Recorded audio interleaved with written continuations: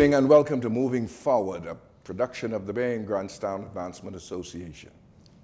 The principal objective of this program is to identify obstacles in the forward movement of our nation and to address these obstacles with the assistance of in-studio guests and also all of you out there. We try to reduce, if not remove, these obstacles so that our nation can progress, because that's what we all want at the end of the day, to move forward. My name is Reverend C.B. Moss, your host, and we're delighted to have you with us this evening. One of the major obstacles in the progress of our nation is, in one word, service, or the lack of it. As a nation that touted its industry as being involved in service, particularly the tourism industry, it is amazing how we see such poor service wherever you go, whatever you do, whatever you're into. And if we're going to move forward, we must address that. We're talking about service for pay, professional service, or we're talking about voluntary service.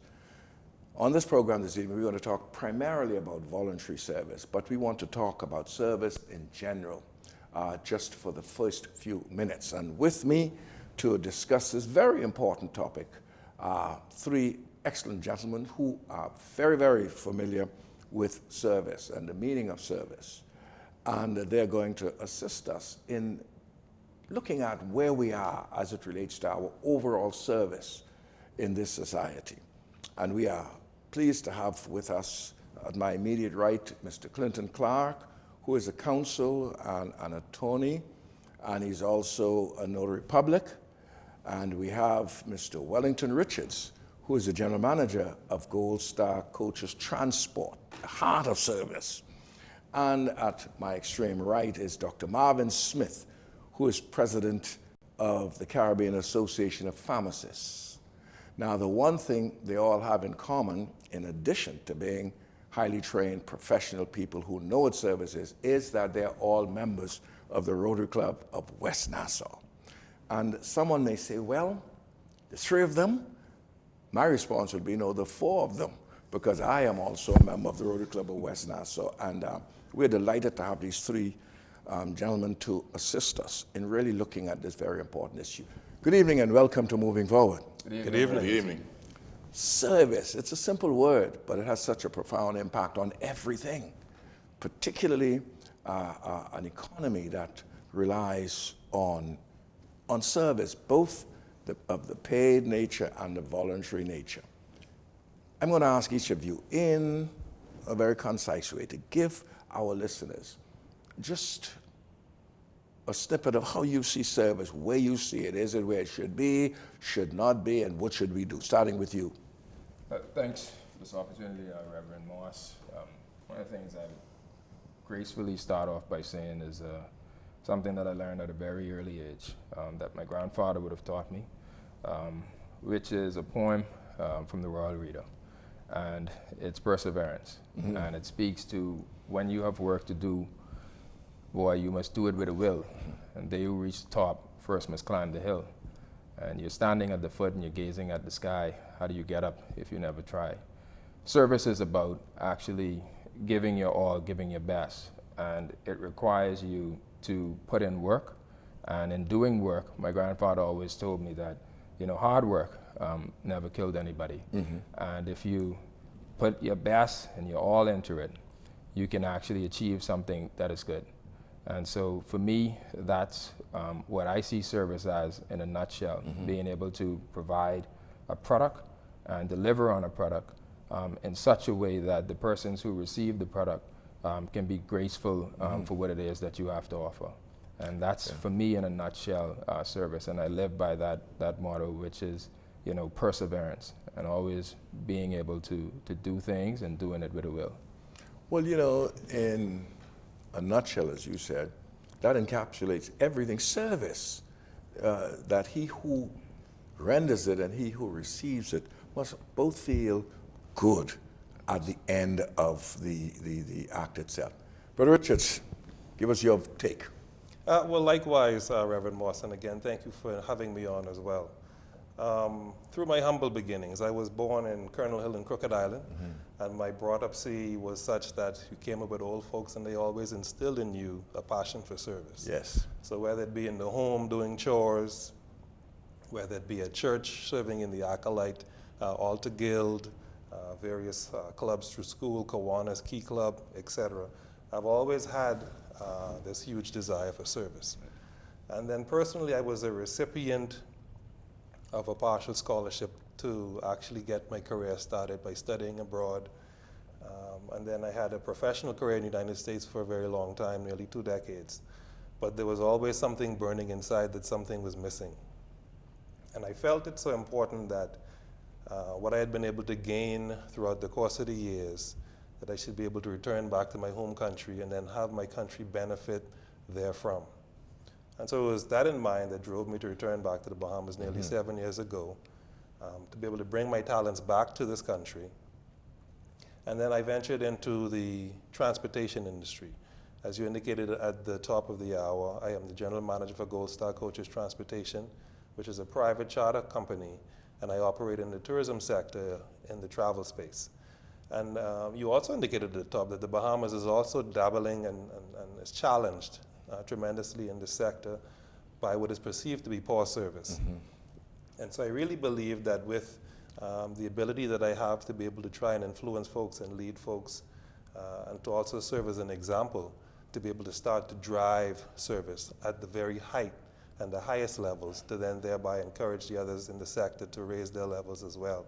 It's going to be very important for the Bahamas to stay competitive in this industry, Yes. which we've led for a number of years, but we've fallen off as of late. And with other countries being not as expensive to the Bahamas, we have to really keep in mind that folks actually, perhaps in some instances, save an entire year to be able to come on vacation to the Bahamas.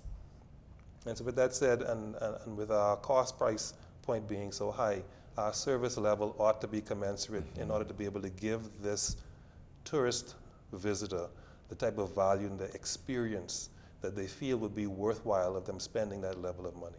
And so with that said, service in general is very important, but we as members in this sector and we as Bahamians in general, we all need to raise our levels. And I think it starts with us each individually being able to set that example in whatever sphere we operate in, and then allow the country as a whole to come up. There you go. I mean, it's getting better. Dr. Smith.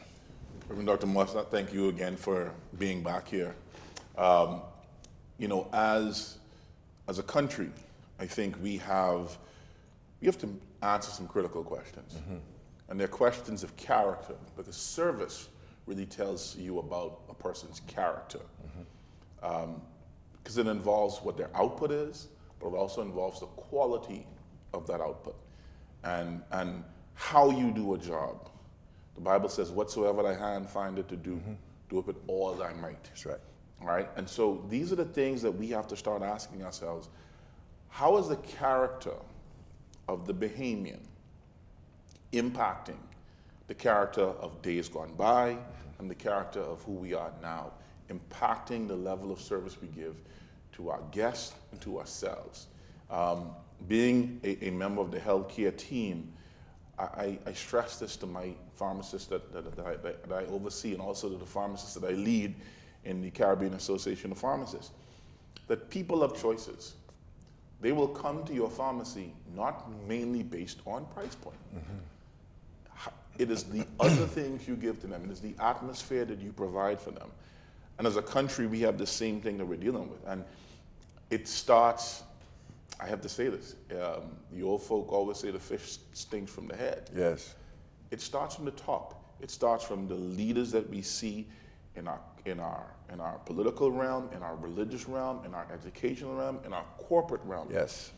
So when we see the things that we're seeing now, the insensitivity of people and how they talk to each other, even in sometimes the hallowed halls of Parliament and in the courts, when we see our religious leaders from time to time, they may appear to be callous or uncaring. When we see teachers and statesmen and business people being not concerned about the level of care that is being given with the provision of whatever service that they do, those are all really indicators that we have to press the reset button in this country.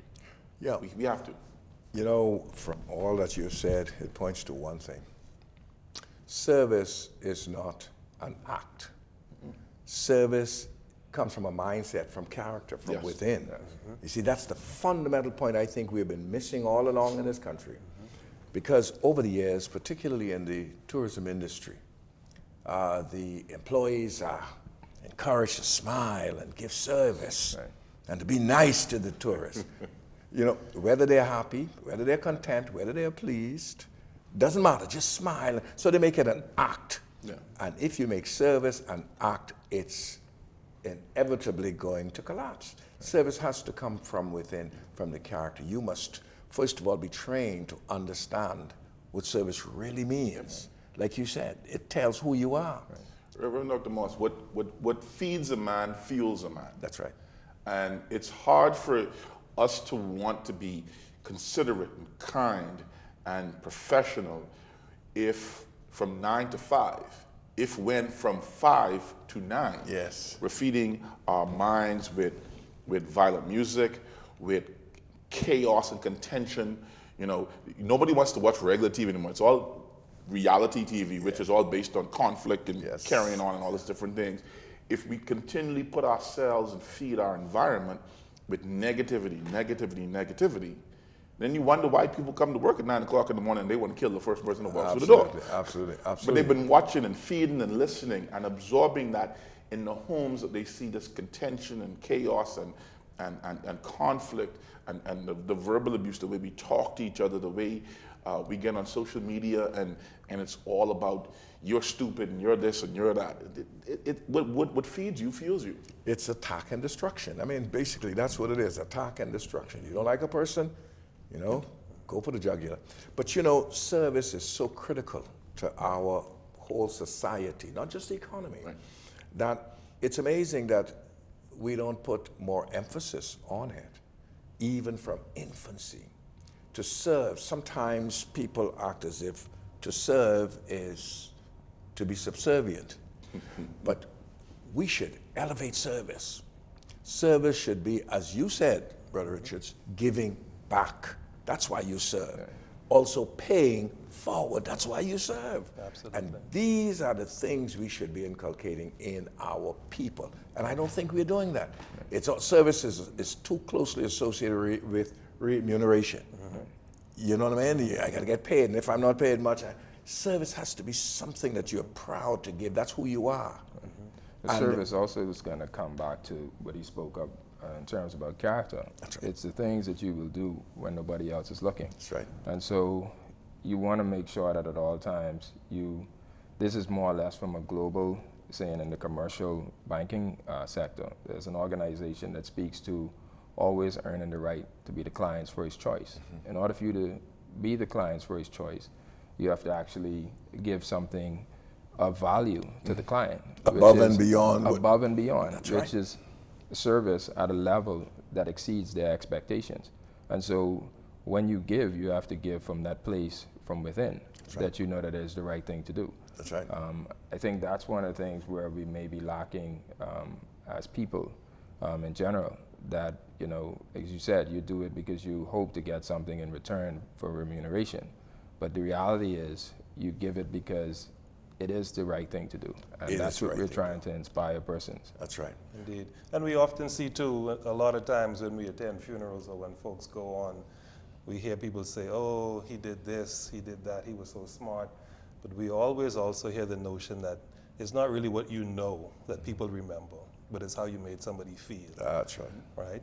And so those are the things that we have to really realize, is that it's not really the temporal things, it's not really the tangible things, so to speak, that we engage with on a day-to-day basis, but it's more the intrinsic, the more intangible connections that we make that fuel these relationships, that make the friendships, that drive things forward.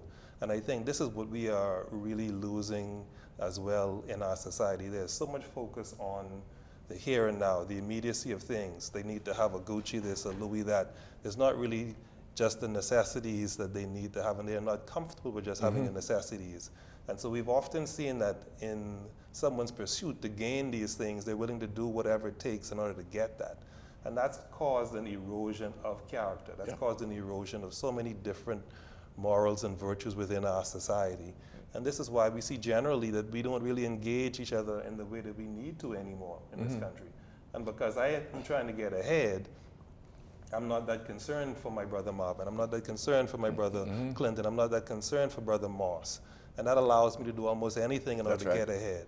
And that is what is eroding us. So I agree with Dr. Smith as well. We're rotting from the head. We need to push more examples into the Bahamian sphere where they can see people really having a vested interest in working with one another, a love for one another, a certain calmness, and then see the benefit of moving forward collectively. Because if we don't all push together and try to right the ship as a country and as a people, we're all going to perish. Well, we can see it all around us. If an individual, a workman, for example, does not extract out of a situation all that he feels he could or should get, then the quality of his service deteriorates. Right. You see, whether it's installing your telephone, whatever it is, they have little pride in serving as they should. It's all about how much can I get out of this. And if I don't get what I think I should get, that's it. You know, the thing too is, and we perpetuate these things from a national identity perspective. If you look at our national heroes listing from year to year to year, look at who's on it. Absolutely. And so if you're telling me that the only way I can provide public service is to be a member of parliament, Through politics, or a that's big time business person, or somebody huge and famous. That's right. So I can't be it as a teacher who's taught thousands of children. I can't be it as a preschool owner operator. I can't do it as somebody who as a bartender or a maitre d' in one of our major hotels has made a good guest experience for everybody. I can only do it these ways. And people know that they can't do that. Then they figure, well, I can't get the recognition. I'm not going to get rewarded for this other than money, and so money becomes the thing. Everybody wants a tip to do their job. Right. Everybody wants to, how much can we squeeze out? And these are the things that, from a national perspective, we have to start looking at. Because if you look at how people view police officers in the Bahamas versus the military in America. Military in America, everywhere they go. They go to the airport, they get check-in first. They go here, they get this. They go to the game, they get free tickets. They do all of this stuff, right? But the people who protect us, how do we treat them? That's right. Okay, and so these are the things you have to look at. And when you create an identity that honors service, then from a child coming up, it's not just somebody telling you. You see it reinforced every day that this is the type of character I need to exude wherever I am. Well, you know, that brings us to the point where we want to segue into an aspect of service, as voluntary service. That's very, very critical, very critical. The other aspect of service is something that we can talk about all day, but we want to look at voluntary service since all of you are involved heavily in voluntary service. And you touched on something, Marvin, that is critical to voluntary service. That is the recognition, primarily by the state, of those who give voluntary service. Many, many years ago, Bahamians were not as involved in voluntary service. And I'm talking 40 years ago. Many of our national philanthropic organizations were manned by expatriates or their wives. And that was twofold. One, it looked good on their application for renewal of work permit if they are working with some of these charitable organizations. It made it easier. That's number one. But of course, after a while, the requirement for renewal was almost automatic, so they didn't have to put that anymore, so they started dropping off. But two, many of them, their wives had little to do, they were not working, so they manned these organizations. And Bahamians were perhaps left to feel that we didn't have to. My take on that was that Bahamians, having just been released, so to speak, into full independence, intellectual, mental, everything, it would take us a while. You know Maslow's hierarchy of needs, the theory. You know, you just enter the banquet hall now. You got to get a little something to eat. Right. You got to get a little something to eat first and make sure you and your family take care. Then you start looking toward altruistic service. But I'm beginning to feel that we have been waiting too long. I'm beginning to feel that we are still at the banquet table and we have not yet gotten our fill where we begin to look around now and say, what can we do for our country? Folks, don't go away. We're going to enter this very interesting part of discussions upon our return. Only love can save us now. Only love.